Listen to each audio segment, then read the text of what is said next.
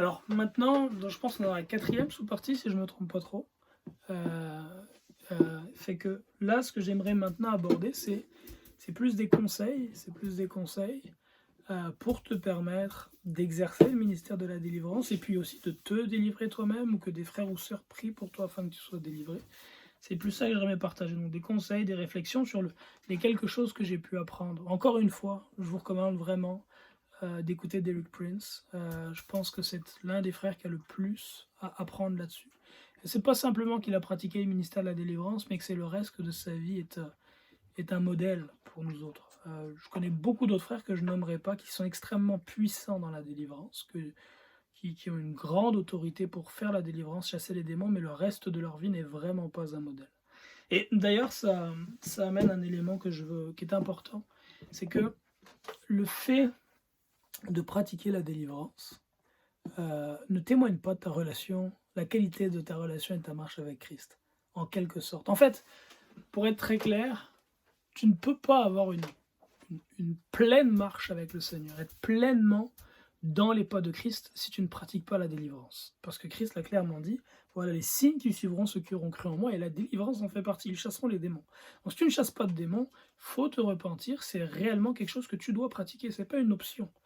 Et si tu veux continuer à vivre en faisant comme si de rien n'était, ben c'est une vie d'hypocrite. C'est ce que je disais en 2018 dans une vidéo, je dis j'ai été hypocrite, je m'en repens, c'est que de faire sa marche chrétienne en voyant des manquements par rapport à ce que Christ nous a montré, et de ne pas être quelque part dans une position où Seigneur je veux ça, Seigneur je l'ai pas, où on reconnaît la chose telle qu'elle est, I don't have it Lord, je l'ai pas et puis je le veux, je veux que ce soit comme ça dans ma vie parce que c'était comme ça dans la tienne.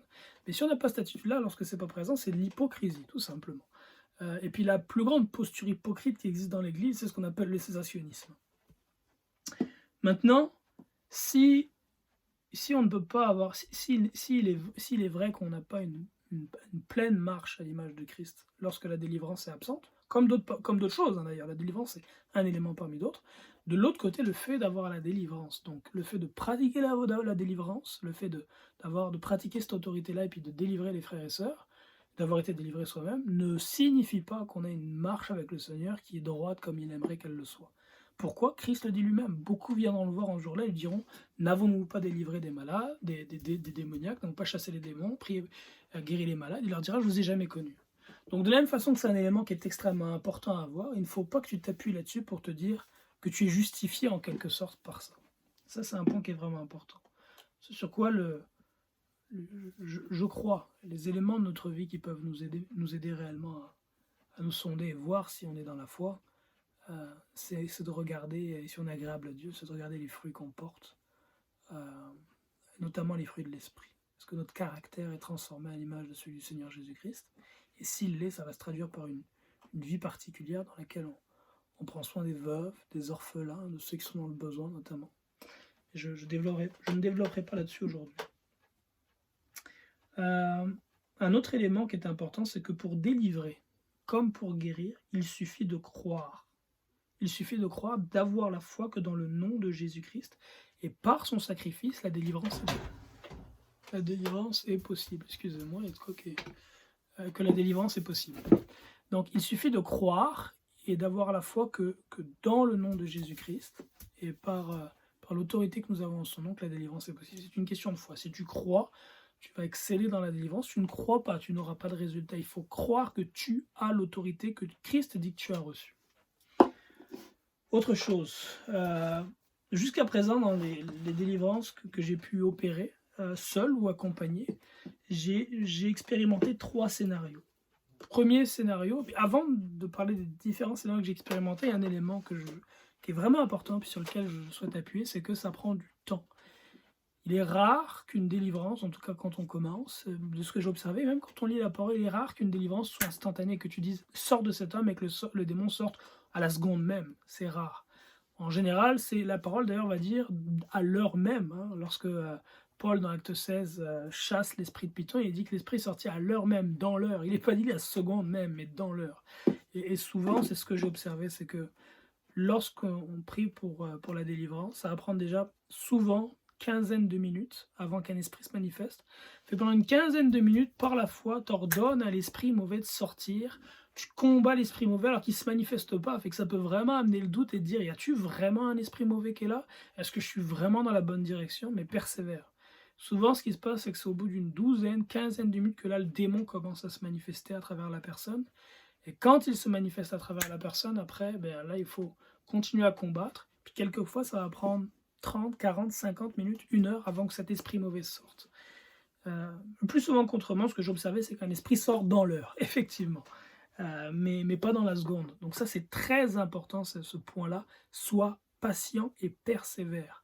Abandonne pas après 30 secondes. Abandonne pas après 30 secondes. Les 3 types de scénarios que j'ai rencontrés, que je rencontre encore. Le premier scénario, c'est pas de manifestation. Donc, prier pour quelqu'un pendant plus de 15 minutes, prier pour lui, prendre autorité, essayer de chercher à chasser l'esprit, commander à l'esprit mauvais de sortir pendant 20, 25, 30, 40 minutes, et il ne se passe rien. Le fait qu'il ne se passe rien ne veut pas dire qu'il n'y a rien, ça c'est très important. Et j'ai fait des délivrances avec des personnes, il est certain qu'il y a des esprits mauvais, mais qui ne se sont pas manifestés. Et de ma connaissance, ça peut être dû à 2 choses. Premièrement, ma foi, le fait que ma foi ne soit pas assez forte. Et Christ le dit clairement, à un moment, les disciples essaient de libérer un enfant qui est possédé par un esprit lunatique, et ils n'y arrivent pas. Et Christ leur dit, c'est parce qu'ils manquaient de foi, tout simplement, il fallait qu'ils prient, puis qu'ils jeûnent davantage. Fait que la première chose, c'est ça, c'est ma défaillance à moi, en tant qu'enfant de Dieu, au niveau de ma foi. Ça, c'est une première raison pour laquelle l'esprit ne se manifesterait pas ou ne sortirait pas. La deuxième raison, c'est parce que la personne n'est pas prête à délaisser. Et si elle n'est pas prête à délaisser, ben on peut difficilement combattre contre sa volonté. On peut combattre contre la volonté d'un démon, mais pas vraiment contre la volonté de la chair, de l'être humain. Un exemple de ça, c'est la première délivrance que j'ai failli vivre lorsque un frère a voulu prier pour moi, parce qu'il voyait en moi un esprit qui se manifestait lorsqu'on priait, dans les genres de spasmes que j'avais, bouger comme ça, et avec des mots qui sortaient sans que je le contrôle moi-même. Souvent c'était des mots en langue qui sortaient, mais je ne le contrôlais pas. Et ce frère-là a prié pour moi, mais genre là il ne s'est rien passé. Pourtant après une dizaine de minutes, rien ne s'est manifesté. Je pense pas que c'est sa foi qui défaillait. Je pense plus que c'est moi qui n'étais pas prêt. J'étais pas arrivé à cet endroit-là de brisement puis de renoncement auquel j'étais prêt à laisser aller, à reconnaître. Fait que ça c'est le premier élément. Fait que premier scénario qu'on peut rencontrer, pas de manifestation. Fait que là ça veut pas dire qu'il n'y a rien, mais ça veut dire qu'il faut prier davantage. Donc arrêtez là, puis prendre le temps, quelques journées, semaines, peu importe, pour prier, pour jeûner, build up the faith, prier pour la personne aussi, et puis qu'elle prie aussi pour elle-même, et après ça recommencer. J'ai eu aussi des délivrances, des manifestations en fait, mais sans délivrance. Donc, où le démon, l'esprit mauvais va se manifester, mais il ne va pas sortir. Fait que là encore, je crois que les raisons peuvent être les deux mêmes que je mentionnais tantôt. Et puis enfin, et c'est ça qu'on veut qu'il arrive, c'est ça qu'on veut qu'il arrive, ben c'est des délivrances. C'est des délivrances, puis que l'esprit mauvais sorte réellement. Puis, j'ai donné un exemple pour pas de manifestation, je vais donner mon exemple à moi. Je peux donner un exemple pour une manifestation sans délivrance. Je me souviens, un frère qui m'appelle, il était allé dans une église ici au Québec, puis avec sa copine, sa fiancée, puis sortant de là, la jeune fille était comme elle ne se contrôlait pas, elle disait des choses qui n'avaient pas de bon sens. Il m'appelle, il me dit, Mehdi, je sais pas quoi faire. C'est bizarre, on est à l'église tantôt, elle est allée à l'hôtel, le pasteur a imposé les mains, puis là elle se comporte d'une façon qui est bizarre, elle vient. On commence à prier, puis effectivement, après quelques minutes, un esprit commence à se manifester, elle est prise de fou rire. Un rire moqueur et fort, vraiment un rire de Jézabel. Et puis on a pris autorité, on était combien? C'est 3 frères, on a pris autorité pour que l'esprit mauvais sorte. Il n'est pas sorti, il ne voulait pas partir. Fait qu'au bout d'un moment, on a laissé, on a arrêté là.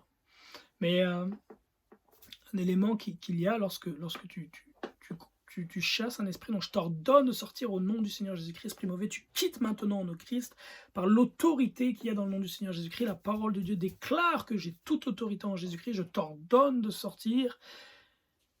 Tu combats contre l'esprit de cette façon, et l'esprit ne sort pas, ça peut être bon de prendre une pause et de demander à la personne que tu es en train d'essayer de délivrer qu'est-ce qui devient à l'esprit. Parce que l'Esprit Saint peut lui amener dans la pensée des péchés dont il faut qu'elle se repente, puisque souvent c'est le péché qui a ouvert une porte, mais c'est aussi le péché qui donne le droit à l'esprit de demeurer.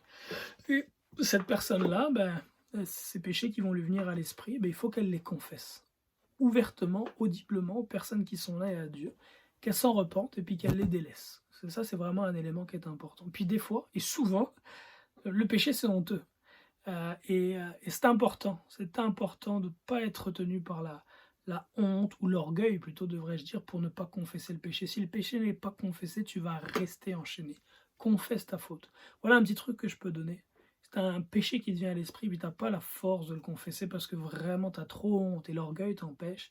Commence par dire, j'ai un péché qui me vient à l'esprit. Père, s'il te plaît, donne-moi la force de le confesser. Fait que juste le fait de dire ça, déjà, tu t'es engagé à confesser ton péché. Fait que ça va t'aider après à le mentionner. Les frères ils vont dire, vas-y, n'aie pas peur, dis-le. Tu peux, on est ensemble, tu peux nous faire confiance, ça reste ici entre nous. Confesse ta faute. Donc commence juste par dire, oui, j'ai une faute qui me vient à l'esprit, mais j'ai pas la force. J'ai un péché qui me vient à l'esprit, mais je n'ai pas la force de le confesser. J'ai honte. Père, s'il te plaît, donne-moi la force de le confesser. Et là, le Seigneur va te fortifier, les frères vont t'encourager, puis tu vas confesser ta faute. Et la parole de Dieu, la Bible déclare que celui qui ne retient sa faute, il ne prospère pas. Mais celui qui la confesse, il obtient miséricorde. Et c'est ça que tu veux, c'est que Dieu te pardonne, que tu aies miséricorde, afin que tu sois délivré. Fait qu'une fois que le péché est confessé, et ça peut être aussi confesser le faute de quelqu'un d'autre, comme ton père, ta mère, ton grand-père, ta grand-mère, parce que des fois, c'est dû à des malédictions qui viennent des grands-parents. La Bible dit que on peut être maudit jusqu'à la 3e et 4e génération à cause des péchés de nos ancêtres. Fait que des fois, le Seigneur, il va te rappeler une faute, un exemple, par exemple, une manifestation sans délivrance, une sœur pour laquelle je priais, qui était tombée dans la fornication, l'adultère, elle avait eu tout un parcours vraiment difficile, avait été violée aussi. Je priais pour sa délivrance, puis les esprits se manifestaient, esprit de colère, esprit de rage, un autre esprit qui s'appelait Raya, un nom assez particulier. Et rien ne sortait, mais se manifestait. C'était plus elle qui était là, c'était une délivrance en vidéo sur WhatsApp. C'était plus cette sœur-là qui est une sœur calme, douce, c'était vraiment une autre personne. Et ça commençait à sortir, mais ça bloquait, ça sortait pas. Et j'arrête, puis je dis, ma sœur, qu'est-ce qui te vient à l'esprit? Et ce qui lui est venu à l'esprit, en fait, c'était sa grand-mère. Sa grand-mère, qu'est-ce qu'il y a par rapport à ta grand-mère? Je porte le nom de ma grand-mère. Elle portait le nom de sa grand-mère, puis sa grand-mère est une femme qui allait voir les marabouts de son vivant, donc les sorciers. J'ai pas été capable de faire la délivrance, peut-être mon manque de foi, ou peut-être qu'il y a quelque chose qu'on n'a pas été capable de trouver pour briser le lien, mais j'ai pas été capable d'amener la délivrance à son terme dans le fond. Encore un exemple, dans cette délivrance-là que j'ai trouvé intéressant, c'est que avant que les esprits commencent à se manifester, ça m'a pris de prier pendant une dizaine de minutes, prendre autorité pendant une dizaine de minutes, avant que il se passe rien, au bout d'une dizaine de minutes, j'arrête, je demande à la sœur, est-ce que quelque chose te vient à l'esprit? Elle me dit oui, l'alcoolisme de mon grand-père. Mon grand-père était un alcoolo, il buvait et tout. Je dis ok, confesse la faute de ton grand-père. Parce que l'Écriture nous dit là encore de confesser les fautes de nos pères. Fait qu'elle confesse la faute de son grand-père, elle demande pardon au Seigneur par rapport à ça, je reprends et instantanément les esprits ont commencé à se manifester. Et enfin, le dernier exemple, c'est la délivrance, et c'est ça qu'on veut qu'il arrive. Alors un exemple de délivrance que je peux donner, je peux donner la dernière délivrance que j'ai eu l'occasion de faire. Mais en fait non, la dernière que j'ai fait, il n'y a pas eu de manifestation, l'avant-dernière que j'ai fait. L'avant-dernière que j'ai fait, c'était au mois de juin, c'était sur WhatsApp, c'était en vidéo, en vidéo dans le fond, puis le frère m'a contacté à travers ma chaîne YouTube en me disant qu'il avait des gros problèmes d'impudicité, pornographie, masturbation notamment. Fait que j'ai dit au frère, écoute, s'il y a ces éléments-là, c'est parce que tu as ouvert une porte. Fait que confesse les fautes que tu as fait. Là, on va prier ensemble. Tu confesses au Père à voix haute. Tu renonces à ces fautes-là. Puis après ça, moi, je vais prendre autorité puis chasser ces esprits mauvais. Donc, c'est ce qu'il a fait. Il s'est repenti. Il a confessé à voix haute. Puis j'ai commencé à prendre autorité. Puis j'ai le frère dans la vidéo en face de moi. Je regarde dans les yeux. Puis je prends autorité. Je dis, c'est esprit mauvais. C'est à toi que je parle et non pas au frère un tel. C'est à toi que je parle, esprit mauvais, au nom de Jésus-Christ. Je t'ordonne de sortir du frère au nom du Seigneur Jésus. Puis encore une fois, j'ai passé peut-être 10 minutes à peu près comme ça, à parler fortement, à menacer cet esprit-là. Rien se manifeste. Puis au bout d'une dizaine de minutes, la contenance du frère change. Et là, il baisse. Et là, c'est quelqu'un d'autre qui se manifeste. Et là, je continue. Puis ça commence à sortir. Beaucoup de bave, de vomissements. Beaucoup de bave, de vomissements. Peut-être 5, 6, 7 esprits qui sont sortis de souvenirs en l'espace d'à peu près 1 heure de délivrance. Alors, est-ce que tous sont sortis? Je ne pense pas. Je crois encore une fois, je disais tantôt que la délivrance est quelque chose de... de graduel. Mais beaucoup d'esprits d'impudicité sont sortis. Et le témoignage qu'il m'a rendu, c'est qu'il a vraiment senti une grande différence, une grande légèreté, une grande différence dans sa marche avec le Seigneur, pour pouvoir résister à la pornographie, à la masturbation, à toutes ces choses-là. De ce qu'il m'a dit, il n'est pas retombé depuis. Et je l'ai beaucoup encouragé au renouvellement de l'intelligence, donc en lui partageant des versets de la Bible qui parlent de la sanctification dans notre corps, de l'impudicité, de toutes ces choses, pour que l'espace qui a été lavé soit rempli de la connaissance de Dieu. Je n'ai pas eu a priori pour le Saint-Esprit, c'est un frère qui avait déjà reçu le baptême du Saint-Esprit, qui parle en langue. Fait que ça, c'était pour, c'est ça, vous donner quelques exemples. Donc, ceci étant dit, on va passer à, je pense, une 5e sous-partie. Puis dans cette 5e sous-partie, je vais lire certains passages de la Bible pour corroborer des éléments dont j'ai parlé, comme la confession, par exemple, prendre autorité, le renouvellement de l'intelligence, le langage, les menaces, les tourments vis-à-vis des esprits impurs. Je vais lire quelques passages qui parlent de ça. Et puis, je vais continuer sur quelques conseils.